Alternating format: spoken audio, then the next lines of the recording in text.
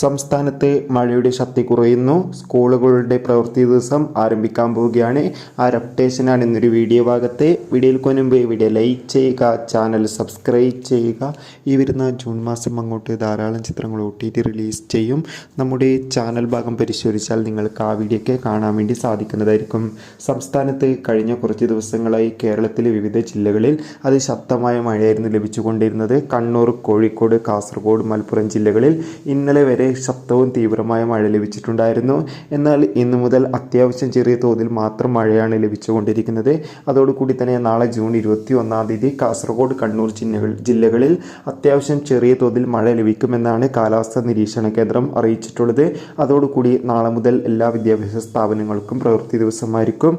കൂടുതൽ അപ്ഡേഷൻ അറിയാൻ വേണ്ടി നമുക്ക് കാത്തിരിക്കാം. ഈ വരുന്ന ജൂൺ ജൂലൈ മാസം അങ്ങോട്ട് ധാരാളം ചിത്രങ്ങൾ OTT റിലീസ് ചെയ്യും. ചാനൽ ഭാഗം പരിശോധിച്ചാൽ ആ വീഡിയോയ്ക്ക് നിങ്ങൾക്ക് കാണാം.